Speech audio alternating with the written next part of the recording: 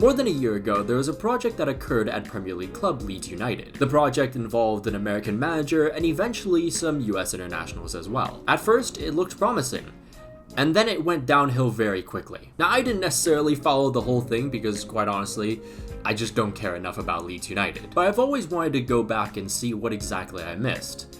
So join me as we explore this hellscape together. Hey guys, just wanted to mention that I'm slowly going to be moving off Patreon for a new site in Fourth Wall. One of the big reasons is because the membership fees on Fourth Wall are actually less than Patreon. But I'm also excited for this new site because it's a lot cleaner, more convenient, and also has more perks than ever before. We got oldies like accessing videos a day earlier and name being shouted out at the end of the video, and brand new ones like monthly Zoom calls where you get to interact with me and the rest of the community. There's also 10% off discounts for the merch, which is also on the same website.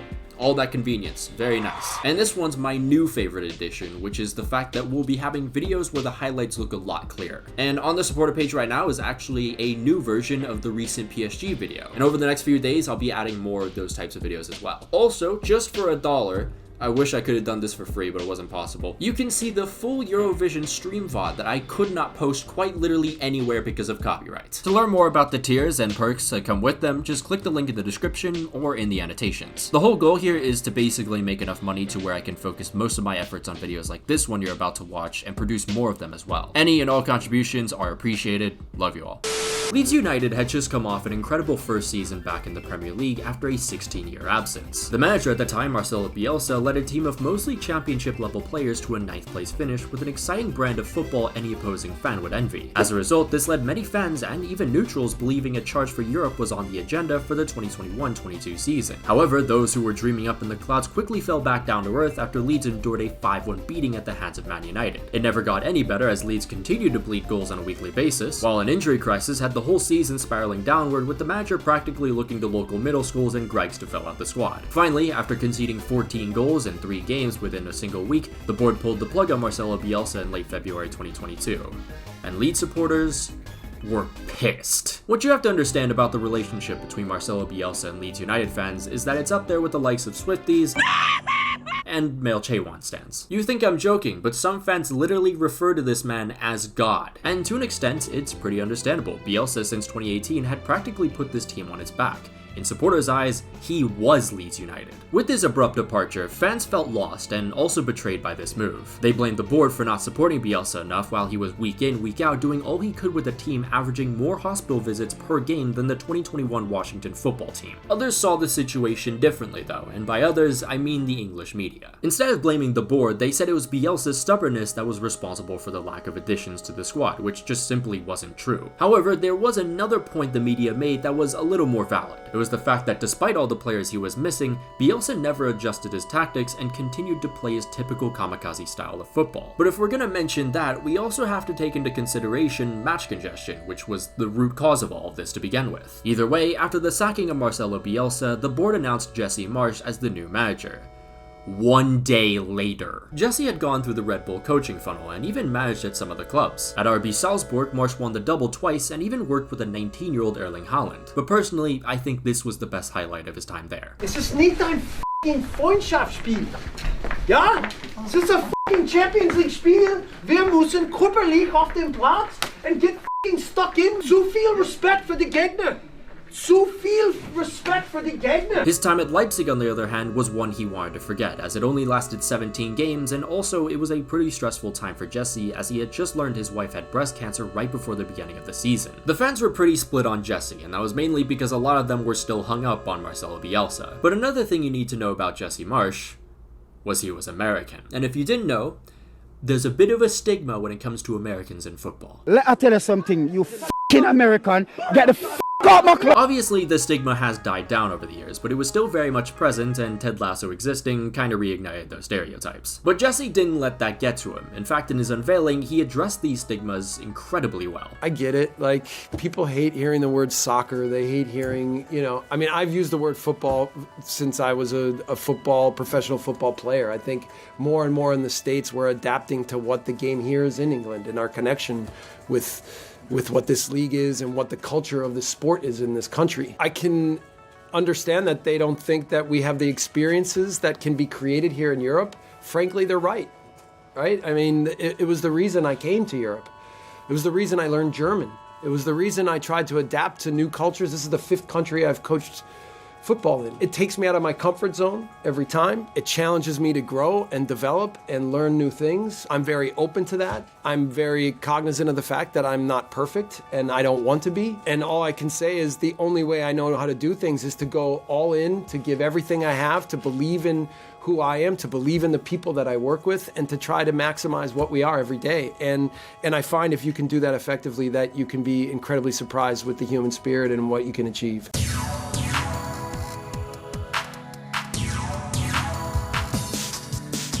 Jesse Marsch took control of Leeds when the team was placed 16th, 2 points off relegation, with the worst defensive record in the league by a country mile. His first game in charge was away at Leicester, where Leeds lost 1-0. It was a tough loss for Leeds considering they had outshot Leicester 19-7, but the biggest takeaway from the game was the immediate moment after the final whistle when Jesse had the whole team in a huddle. Just from a few frames of this, we quickly saw that more than anything, besides survival of course, Jesse wanted his team to be a complete unit built upon its own collective spirit. That spirit failed to do much the following week though, as Leeds were spanked 3-0 by Aston Villa. And after the final whistle, the BIELSA chants could be heard all around the stadium while sensationalized media were doing sensationalized media things. Guys, it's been 2 games, would you chill the hell out? On a positive note, striker Patrick Bamford was slowly returning to action. While this season had been a struggle injury-wise, Bamford scored 17 in the previous season. In the next game against fellow relegation candidates Norwich, striker Rodrigo slided one home early on to score the first goal of the Jesse Marsch era. Walmart Los Blancos should have had at least 1 or 2 more, but no one could finish if their lives depended on it. The team then paid the price of their squandered chances in stoppage time as Norwich equalized. But knowing they couldn't let a 3rd game slip from their grasp, Leeds with lightning quick directness scored the winner in the 4th minute of stoppage time, and Ellen Road goes wild. Oh my god! Oh my god! Now if you thought that game was mental,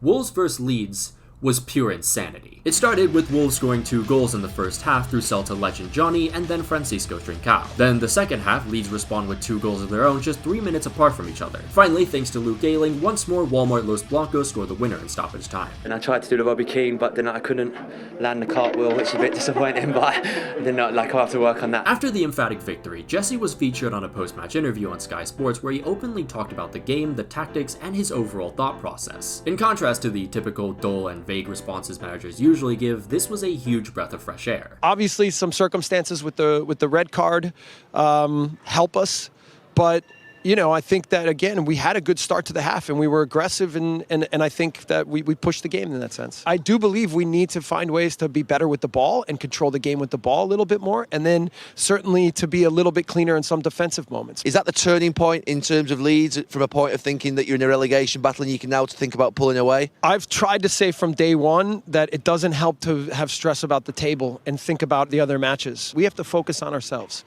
And the more that we can control what we can control, then the more we can put good performances together, and that's the way to collect points. Would have been nice if the US team did that. But with Leeds 16th, 7 points above the relegation zone, it looked like Jesse's team was going in the right direction. No, we are not doing this! Leeds grabbed another point off Southampton in the following match with both defender Liam Cooper and star midfielder Calvin Phillips making their returns. However, the best thing to come out of that day was Matthias Klick's legendary response to a fan's tweet criticizing him. Nevertheless, Leeds United continued their charge forward and picked up another win, this time against an awful Watford team. With that uber convincing win and fans singing Jesse's praises, Leeds were now 9 points above the relegation zone, albeit with 2 games in hand. 2 weeks later, Calvin Phillips made his first start in over 4 months, and while he helped Leeds collect a second clean sheet in a 0-0 draw with Palace, it was still evident that many players were struggling to transition from Bielsa's man-marking playstyle to Jesse's chaos ball. The manager even acknowledged this in the post-match interview, adding that while the defense was solid, the attack needed to be better in the connection and timing of plays. And the team needed to figure this out quickly, because their next opponents were Man City, Arsenal, and Chelsea. Against City, Leeds were no match for the machine of modern football. Then, before the Arsenal match, in order to inspire his men, Jesse Marsch used a quote from Gandhi. It may have backfired though, because Leeds started the game catastrophically, conceding 2 goals and then going down to 10 men. They went on to lose 2-1 and fell into the relegation zone. Leeds didn't fare any better against a well-rested Chelsea side either. They lost 3-0 and once again went down to 10 men with an early reckless red card. Now with just 2 games remaining, Leeds was anchored in the relegation zone with a 65% chance of being relegated. Their fate looked even more dire there after Danny Welbeck bagged an early goal for Brighton at Ellen Road. And whether it was squandered chances or goalkeeper Robert Sanchez playing out of his mind, Leeds just could not score. But just when they looked down and out, Joe Gelhardt whips up some fancy footwork in the box, sets up Patrick Strauch, and Leeds saved themselves from doom in stoppage time. However, despite the huge point, Leeds United were still in the drop zone after Burnley's draw with Aston Villa. Nonetheless, all the focus was now on Judgment Day, as Jesse Marsch was ready to invest everything for the final push to survival. It would not be easy though. Leeds would need to beat 11th place Brentford away from home and see Burnley draw or lose at home against Newcastle in order to stay up. However, it didn't take long for Burnley to concede, so now it was all up to Jesse Marsch and Leeds United to finish the job. And lucky them, they were lended another helping hand by goalkeeper David Raya. Leeds win a penalty, Rafinha tucks it home, and the team climbs up to 17th with 34 minutes to play. 4 minutes later, even better news. Newcastle grab a second goal, and now Leeds supporters can breathe a little easier. But nothing can be that simple, as Burnley managed a goal back in the 69th minute, and then Brentford equalize in the 78th. And all of a sudden, one more error in the last 15 minutes from Leeds, and it could see the American dream turn into a nightmare. Ha! He said it! He said the thing! Nevertheless, with Brentford falling a man down immediately after the equalizer, Walmart Los Blancos take advantage of the numbers game, and then in the 4th minute of stoppage time, Jack Harrison drives a shot from outside the box into the net and writes himself into Leeds folklore. Just 3 months prior, this was a club of believers who had their God ripped from them. Their faith was destroyed. Their hope completely lost. However, thanks to a man from the US of A, those followers were once more able to believe. And their newfound hope has rewarded them another year of Premier League football. Well, okay, not necessarily. Sure, the club survived, but looking back at Leeds' 4 wins under Marsch, 2 were against relegation candidates who were already doomed, and the other 2 were against teams that went down to 10 men. Not to mention, multiple key players returned not too soon after Marsch's appointment, which had many in the fan base wondering if the results would have been the same, if not better, had Bielsa not been sacked. This isn't to entirely discredit the work Jesse Marsch did to keep the club up. His impressive skills as a motivator meant the team never gave up and grabbed numerous last-minute goals to collect some valuable points. But there were still a lot of questions about whether or not he was the man going forward. Contrary to the beliefs of the Leeds United faithful, the board had full confidence in Jesse Marsch and entrusted him in creating a new successful era at the club. That era did take a bit of a hit, however, when the club lost 2 of its best players from the last 2 seasons. Winger Rafinha went to Barcelona for 58 million, while Calvin Phillips was sold to Man City for 49 million. The former Leeds defensive midfielder would later enter a close and loving relationship with the bench. With these losses, however, the board was well aware that the squad was nowhere near Premier League level, so they gave Jesse Marsch more than enough of a budget to improve the squad. Quickly, the American went to work buying a new defensive midfielder in Marc Roca from Bayern for 12 million. Then in order to replace Rafinha, Jesse brought in Luis Sinisterra for 25 million. The promising youngster had 12 goals and 7 assists for Feyenoord in the previous season. The club also brought in 18-year-old forward Willy Gnotto from FC Zurich for 4.5 million. Another 18-year-old in Darko Gabi followed for 5.8 million, and in hindsight, I'm not really sure what anyone was thinking with this signing. Jesse also brought in a player that he had coached in the past in RB Salzburg's Rasmus Christensen for 13 million. The fullback had just come off a pretty impressive season and even showed quality in the Champions League. Then, like the CIA over the last half century,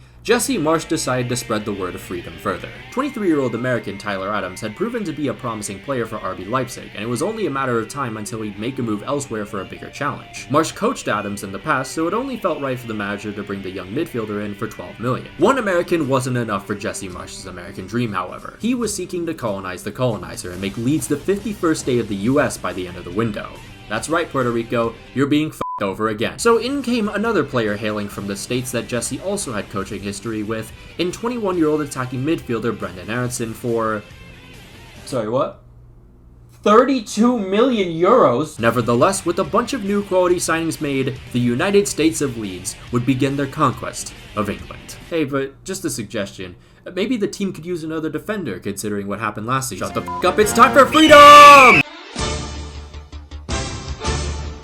Our glorious 51st state began its season with a scrap vs Wolves, and in just 6 minutes, they fell 1-0 down. However, freedom would not be denied so easily, as Marsch's men respond not too soon after. Then with 15 minutes remaining, Medford Messi himself, Brendan Aronson, scores the winner to bag all 3 points for Leeds. Well, actually, it was an own goal, but we can ignore that. Historical revisionism aside, this was a great introduction to the season. The team looked good playing Jesse's brand of high pressing and high intensity football, and no one looked better in that system than new signing signing Brendan Aronson. He didn't earn man of the match for his exceptional performances, but Leeds did start selling this mug after the game. Leeds carried their good form into the next week with 2 goals in the second half from Rodrigo against Southampton. This then prompted Southampton manager Ralph Hasenhüttl to switch up the formation. Jesse had no answer to this change, and as consequence, Leeds blew a 2-0 lead in just 11 minutes. After the collapse, however, Marsch stuck to his glass half full mindset and said things like, "The group is still developing, it has more potential, and it is starting to come together." Which is fair enough, it's only the second game of the season, but Jesse and his team would need to figure things out faster because their next challenge was their biggest yet: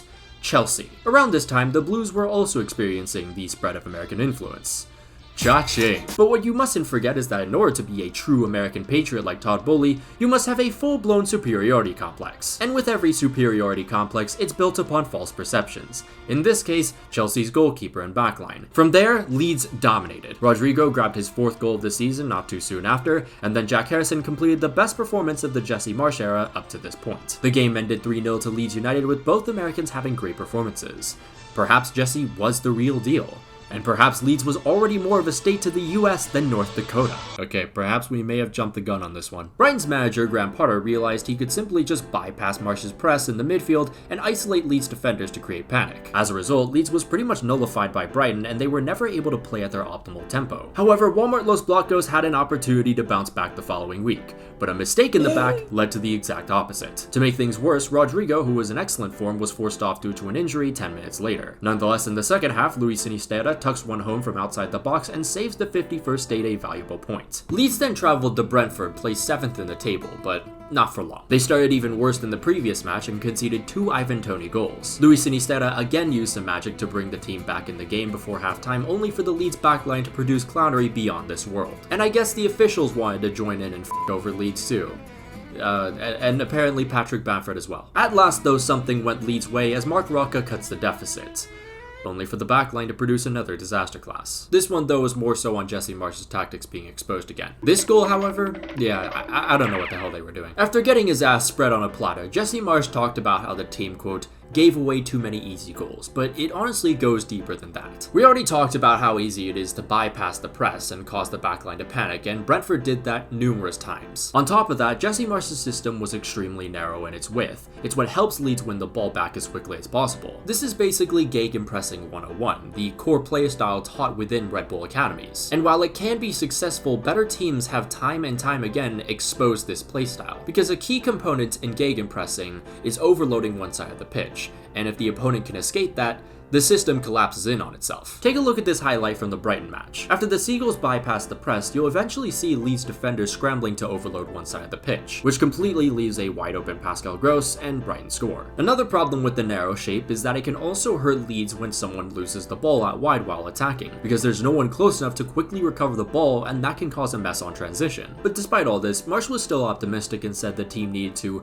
learn from its mistakes and find a way to get better. 1 month later, the 51st state hosted Aston Villa, and Rodrigo was back from injury. However, after going a man down early on, the attack was pretty underwhelming, Leeds could never overcome Villa's scrappy football, and the game ended 0-0. The attack did look better on matchday 8 though, with Walmart Los Blancos scoring just 10 minutes in. However, Palace responded quickly off a set piece in the 24th minute. Then, the second half, Vibes FC decided to change up their tactics. In this instance, Palace manager Patrick Vieira realized just how one-dimensional Jesse Marsch's style of attacking football was. Because under the American, Leeds were never set up to attack using possession. Instead, once they had the ball, the team would just launch it into dangerous areas that could disorientate the opposition's backline. So Vieira told his men to drop back and absorb pressure, and in doing so, there wasn't any more space for Leeds to create chaos in, and they were forced to play with possession, which completely fizzled out the attack. What didn't help either, again, was the narrow shape, which actually limited Leeds' attack to just going down the center. Nevertheless, Marsch, in response to the change, had no response, and the bald eagle crashed into a glass house and died. That all said, after the loss, Jesse once again in high spirits talked about how even though, quote, the team wasn't able to manage the game, he believed it was still a, quote, step in the right direction. Jesse, man, you said the same thing on match day too. What direction? Nothing's changed. In fact, actually, things have gotten worse. You haven't won in the last 5 games. Now down in 16th, the United States of Leeds was against first place Arsenal. And after a 30-minute long power outage, a bad pass from Rodrigo completely disorientates Leeds' shape and they concede early. But despite the error, our glorious 51st state actually outplayed the Gunners throughout most of the match, but this team just does not know how to finish. Marsch's men even won a penalty in the 63rd minute, but unfortunately, Patrick Bamford took it. But this was still better from Walmart Los Blancos, and Jesse Marsch addressed that in his post-match interview, saying if the team kept playing like that, the goals would eventually come. He also mentioned for about the 16,000th time that the team has big potential, but that didn't take away from the fact that Leeds were still 6 games winless. However, they had a big opportunity to change that in their next game against last place Leicester. Oh, but look at that, if it isn't Leeds averaging at least 1 individual error leading to a goal per game. And remember when I told you Marsch's narrow shape could easily be exposed on the flanks? Well, here's another instance of that, and Leicester doubled their lead.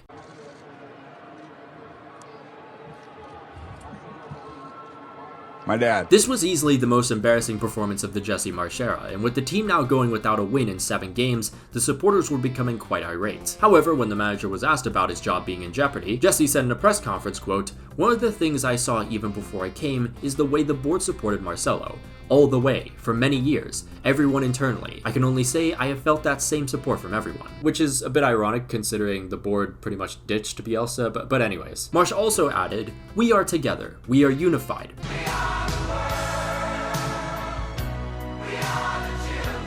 From the board perspective, from the player perspective, we are doing everything we can.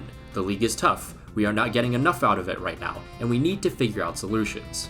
Okay, fair, but you still haven't figured out anything.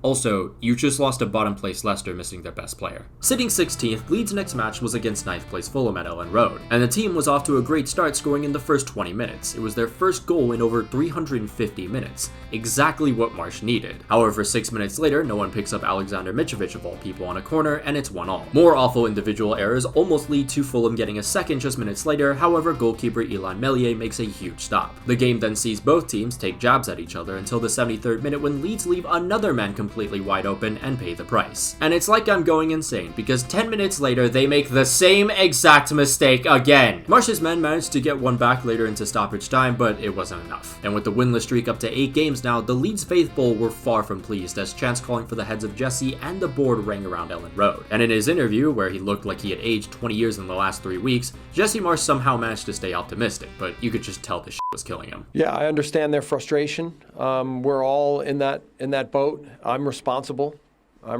for making this team better. I'm going to work tirelessly to try to help them gain their confidence, to have solutions, to show belief in them, to challenge them, to stay strong and keep pushing. But I accept responsibility. The team, we have to do better. You want to feel bad for the guy. After all, he seems like a nice dude. But again, he's changed nothing and is constantly relying on the same plan A, which is getting exposed to hell and back. This is entirely on him. Ah, shit. After that defeat, Leeds were now in 18th, having lost 4 straight times, and many felt like this was the end for Jesse Marsch. He had done great work to help the team stay up, but it just wasn't working anymore. But the board had other ideas. They stuck with him. Leeds' next fixture was at Anfield against Liverpool, and on any other day, Marsch's men would be f***ed. However, Liverpool were struggling quite a bit themselves, and in just 4 minutes, Rodrigo was gifted the easiest goal he'll ever score in his career. 10 minutes later, though, Leeds failed to mark Mo Salah in the box and concede. A very avoidable mistake indeed, but Leeds didn't let it faze them, as Aronson nearly scored a beauty in the 20th minute. Now, here come Liverpool's high flyers back for more in the 31st and 38th minutes. Then, to end off an eventful first half, Rodrigo has a try off the break, but his attempt is saved pretty easily. Into the second half, however, it was all Liverpool. No one could stop the onslaught. In fact, Leeds' backline was practically contributing to its own downfall. However, one man stood tall amid the ruckus. Goalkeeper Ilan Meslier, who made 7 saves to keep his team alive. And with Meslier being the new US Secretary of Defense, Leeds eventually find themselves with a rare chance with 10 minutes remaining. Somerville to Bamford for fuck. 81 minutes played now, Liverpool back to business, and Roberto Firmino nearly finds the winner. The attacks keep coming, however, as Mo Salah has a good chance, but Meslier saves. Moments later, Firmino is left wide open somehow. heads from point blank, and that's a big missed opportunity. 88 minutes played now, Walmart Los Blancos with an opportunity. Gnonto drives the ball into the box, Bamford tames it for Somerville, who slides it into the net, and the entire stadium goes silent. Liverpool 1, Leeds United 2. The winless streak was finally snapped in emphatic fashion as Leeds give Liverpool their first home defeat in 30 games. And Jesse Marsch becomes the first manager to beat Liverpool in the Premier League at Anfield with fans since April 2017.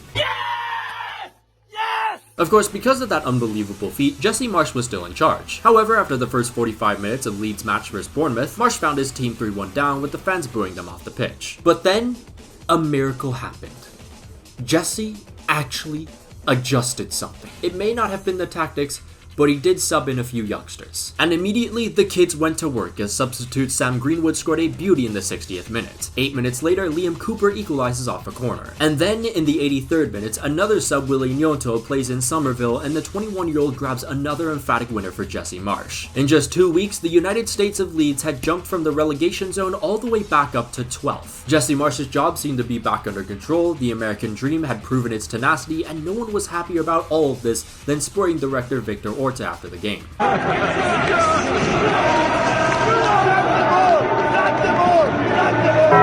After a near 2-month-long World Cup break, Leeds restarted their campaign versus Man City, and as you'd expect, they lost. I did find it kind of weird though when Erling Haaland and Jesse Marsch had a reunion after the game. Anyways, to end off 2022, Leeds put up a rare solid defensive showing and drew 0-0 with a strong third place Newcastle. A good result, but with the January transfer window upon us, it was time for Jesse Marsch to make some needed signings. As you've probably grown tired of hearing, like I have while writing this godforsaken script, the defense was a bigger disaster than 9/11. Whether it was Jesse's chaotic tactics or the players themselves, this team desperately needed a new center back. So for 12 million came RB Salzburg's Max Wober, another player Jesse had coached in the past. Unfortunately though, the new defender would not be ready for Leeds' next 2 fixtures. To begin the year, 14th place Leeds played a struggling West Ham sitting in 17th, and after having a couple fantastic showings, Willie Gnonto scores his first Premier League goal in the 27th minute. However, celebrations were short-lived after Leeds give away a penalty and concede. Then right at the beginning of the second half, Brendan Aronson gives a late Christmas present to Gianluca Scamacca, and just like that, Marsch's men are down 2-1. Nonetheless, Rodrigo comes to the rescue in the 70th minute and saves New Yorkshire a point. But supporters weren't satisfied at all. In fact, they were annoyed at the constant need to come back in every game,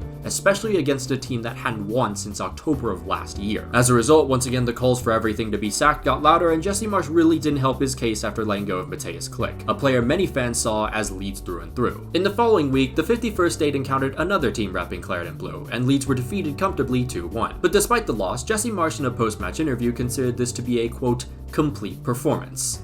You may think I made this up or am just going crazy, but deadass, he actually said this. We displayed that we were the better team tonight, but more importantly for me, it's the best complete performance we've had as a team. Listen, I don't know about complete performance, but I'll give it to him. Leeds were pretty good in attack, and on a different day, they might have won. But again, the defense was a mess. Sure, you could say it's because the new signing hasn't started yet, but at this point of the season, when you've been exposed countless times, something's gotta change to stabilize the structure of the defense, even if your defenders aren't helping themselves. I'm looking at you, Pascal Strauch. How you continue to start this season is a bigger mystery than who killed Kennedy. But what really ticked off fans was when Jesse in the same interview said that he would, quote, take more losses with good performances because it would help the team. Mr. Marsch, with all due respect, you're in a relegation battle and have gone 5 games winless again. You cannot afford to keep losing no matter how good you played. Your visions, they are nothing. Delusions of an addled mind. With less ability to finish than your average Rick Ware racing car, Leeds needed to get someone who could bag goals for them immediately. So Jesse Marsch broke the transfer record again to sign Jorginho Rutter from Hoffenheim for 34 million. Now, let's play a game, shall we? How many goals do you think Rutter scored for Hoffenheim in 1,000 minutes that season? Remember, Leeds needed someone who could make an instant impact. He scored 2 goals. Oh, but look, at least Leeds' defense didn't look like an overused cumsock with Wober making his first start versus Brentford. But oh no, the attack fails to do anything and Leeds go 6 games winless. What a damn surprise. In a last gasp effort to save his job, Jesse Marsch brought in another American on deadline day. Weston McKennie. The idea here was to have McKennie join up with his brother-in-arms Tyler Adams in the midfield. That way they could maybe replicate the impressive performances the two produced together in the World Cup. But that would have to wait because McKennie was only on the bench for Walmart Los Blancos' next game against Forest. And within the first 15 minutes, Marsch's men conceded. However, Leeds charged on and eventually started getting some good looks on a goal guarded by Keylor Navas. But then Forest made a change in their tactics. Now let me ask you, the audience, did Jesse Marsch A, recognize Forest's adjustments and act accordingly? Or B, does he do absolutely nothing? Well, if we look at this XG timing chart, you can see that after Forest made a change, Leeds' attack f***ing flatlined. They lost again, and like after every game, we got the typical Jesse Marsch interview. We have to keep going, we have to find ways, we have to get more out of the players, it will turn around soon, big potential, yada yada yada yada yada. Listen man, I've watched every post-match interview on 2x speed and haven't heard anything new. For 20 games, it has been the same thing over and over and over and over, and Jesse hasn't done anything different. It's like I'm dealing with NC Dot all over again. Oh guys, we know Interstate 77 is a parking lot, but trust us, one more lane will fix everything. Trust us, I've had enough of this. I'm not even a fan of this fucking club. I couldn't give less of a shit about Leeds United. I feel like I'm gonna go insane. Breaking news, in the past few minutes, Jesse Marsch has been sacked as Leeds manager. It's over. It's finally over. Praise me.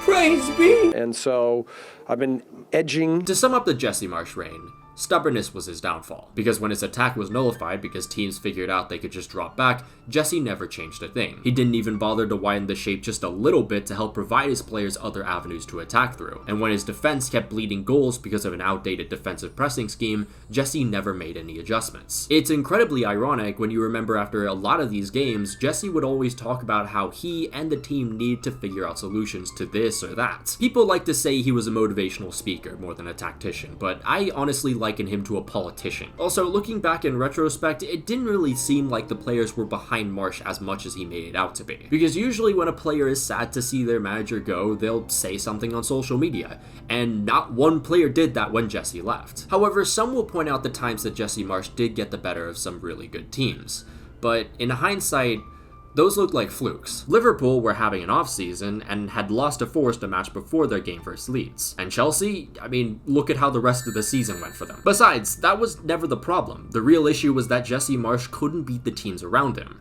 I mean, he couldn't even beat the teams below him. I know some people will say, well, Jesse was doing the best he could with the quality of players he had. Sure, maybe if Patrick Bamford didn't play against the team every week, some of the outcomes could have been different. But that's the only thing I'll concede, because no player of any caliber was going to thrive in a narrow system that was already limited in its avenues to attack, never had control of the ball, and barely ever looked stable in defense. But hey, all we can do now is hope he learned from this experience and changes his ways going forward.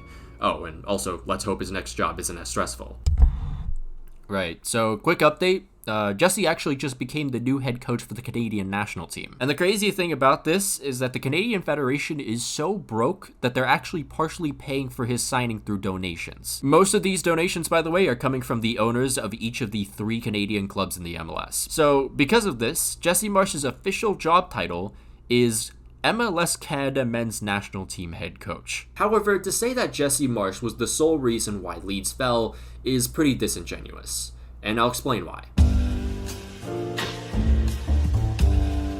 The board keeping Jesse Marsch 4 months past his expiration date instead of replacing him with someone else before the January window was a pretty poor decision. But to let him make his signings and then sack him a game after the January window closed pretty much derailed the whole season, because now whoever was taking charge would have to work with a dying project. And talking about the next man in charge, Leeds didn't have anyone lined up after sacking Jesse Marsch. In fact, it wasn't until the winless streak was extended 3 more games by an interim that the club finally appointed new manager Javi Gracia. But then, the board made another insane decision, sacking Gracia with just 4 games left and replacing him with Big Sam. Listen, I get Big Sam as the master of the dark arts when it comes to saving teams from relegation, but what the f*** was he gonna do with 4 games? So we don't have the capacity.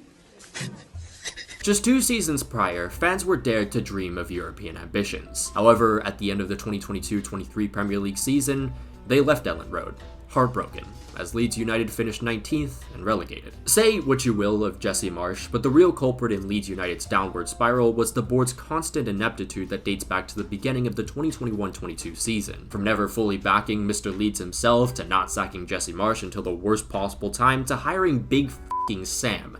Everything they did was just complete nonsense. However, with the team's relegation and a change in ownership beckoning, multiple members of the board, including sporting director Victor Orta, resigned in disgrace. As this is a video about the whole American project at Leeds, let's briefly talk about how the American players fared in all this.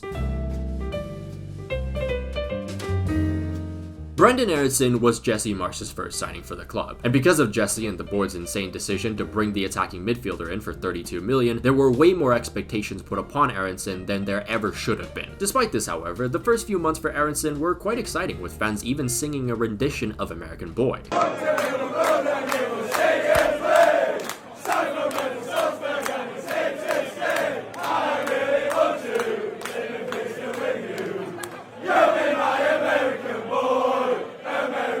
Aaronson was exceptional at finding space with his infinite energy, and the weight of his passes was quite impressive. And if it wasn't for Leeds' poor end product, he probably would have had more assists. That all said, Aaronson was a creative player in a system that never controlled the ball, and eventually that started to work against him. His form quickly fizzled out, and after Marsch was sacked, he was barely getting any minutes. Then, at the beginning of the 2023-24 season, Brenden chose to change scenery temporarily and join Union Berlin on loan, where it hasn't really worked out either. At the end of the day, Aaronson climbed up too fast, and a season in the championship with Leeds probably would have done him a lot of good. But hey, he had the opportunity to play Champions League football with Union Berlin, so in that case, his decision is understandable. Tyler Adams, on the other hand, was arguably the player of the season for Leeds United. The defensive midfielder was a great ball winner, and fans absolutely loved his energy. Unfortunately though, an injury in March ended his season short, and that pretty much sunk the ship at Leeds. Despite this, however, the club and its supporters were keen on the defensive midfielder staying. Adams did not share those same sentiments though. For most of the window, he never made any intention to stay, but was relatively content with this situation, even after a failed transfer to Chelsea. However, after Bournemouth made a bid around the same time Adams' release clause was close to expiring, his attitude shifted to a point where Leeds knew he didn't want to stay. I want out, I want out, I want out, I want out, I want out. Get me out of here. And in general, that whole Leeds and Bournemouth deal was a complete mess. There was almost even legal action taken. And after all that, Tyler Adams had the audacity to post this fake-ass goodbye message. Like, come on, we know it was a pretty easy goodbye. And then there was Weston McKennie. His 4-month stint is one that every single party would like to forget. The midfielder joined a situation that was already falling apart, and after one cameo off the bench, the manager who had brought him in was sacked. Then, after his midfield partner Tyler Adams got injured, McKennie was expected to fill in Adams' role in a double pivot with Mark Roca, and that wasn't his game at all. In general, there are a lot of things that went wrong that were out of his control. But McKennie did not help himself either. For one, Weston arrived at the club noticeably overweight. It was a bad introduction, and his poor form only gave fans the impression he didn't care. Then there was his alleged friend from Dallas who started beefing with quite literally everyone in Yorkshire. This guy hosted numerous Twitter spaces where he'd talk shit about the club and even the city itself. And it got so out of hand that Weston had to personally apologize on behalf of his friend. Now, on a completely different topic, if I had to choose between living in Dallas or Leeds, I'd probably pick a revolver in my mouth. Anyways, on the final day of the season, Weston walked off the pitch to chants of "you fat bastard," which pretty much sums up how toxic this relationship was. We did, however, get one hilarious moment in this complete disaster though. After the last game of the season, Weston McKennie's dad tweeted, "All the best to LUFC. For those who supported Weston in a hostile environment, you have my respect. For those who fail to remember it's a team sport, you live to fight another day." A pretty wholesome message of support for his son amid the toxicity. Now what if I told you Mr. John McKennie accidentally quote-tweeted a Harambe post? Things have looked better for McKennie since he moved back to Juventus though. He's done well to bounce back and has become a pretty important piece to the Italian club's success in the 2023-24 season. Alright, now with that done, let's talk about the fans, because if you know anything about this beautiful game, it's the fact that American fans and England fans do not particularly like each other. Now me personally, I hate y'all both. Leeds supporters have this saying, you're either Leeds or you're not. They're very tribal, which is normal. but sometimes it can get out of hand. For example, there was this sign directed at players wanting to leave after Leeds relegated, which included players like Tyler Adams. And listen, I get the sentiment, you want players who will do anything for the badge no matter the league, but that's just not realistic in this time and age, especially if your players are relatively young. But stuff like this, man, like come on, this is just embarrassing. Like how old are you, man? Go home and get a job. And going back to the Weston McKennie stuff, sometimes fans just went too far. There was this one post after the end of the season where someone recorded McKennie on a train with the caption, "McKennie already on train back to Juve, just shows he has no passion for the club."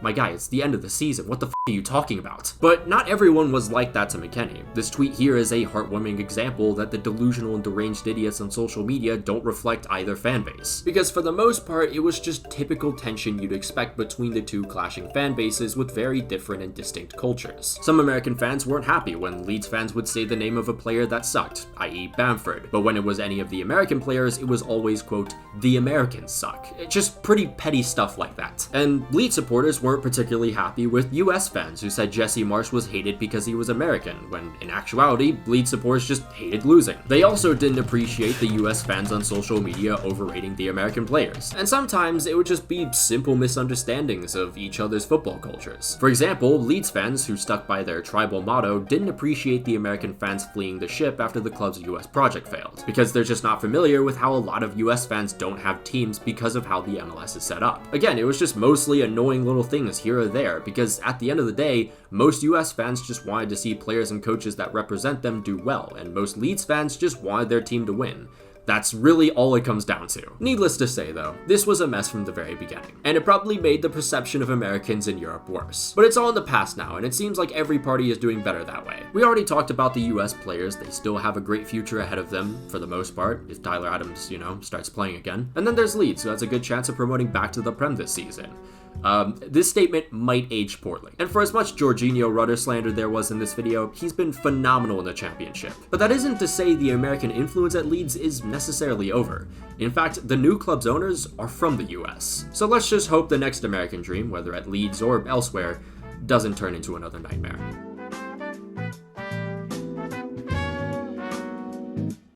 Boom, another video essay done. Haha, that's the third one. We've now done 2 more than last year. Look at that, yeah. A massive thank you, by the way, to Ellis from Away Days and also Tactical Manager. Because of them, I got 2 perspectives of the whole Leeds United USA project shebang. So a big thank you to them. I tried to find like a middle ground between all that. But yeah, hope you guys liked this video essay. It was pretty much just like me learning about the whole situation, something I had pretty much just kind of like blocked out of my mind for a year now. Also, as the Euros are coming up pretty soon, there probably won't be any of these long video essays for like, I would say at least until the fall, or at least until after the Euros. But of course though, a massive shout out to all our patrons, including Janos Barash, Brazilian Fury, Miliaway009, Adazir Makalankam, Alex Rod, Anaya20, Arai Sun, Billy Jack, Hysteria, Miguel Munoz, Return Fire, Rory Burns, Slider Kit, Sniffer, Sako Okafen, Tana Permilia Celine Khan, The Cypriot 35, Tomicus, Victor, Chris Visconti, Dominic Griffin, Joe Paricio, Kentra Agacha, Kyla Krebs, Lucian von Kreuz, Mohamed Altanib, Nish, Patrick Barley, Rashford God 5, Raspberry Ale, Rowan Cookie, Sylvia Citrus, subscribe to Tendatem, and Unbroken Persona. If you can follow my Twitter if you want, follow my Instagram if you want, follow my Twitch, it's there. I stream from time to time. But yeah, until then, I'll see you guys.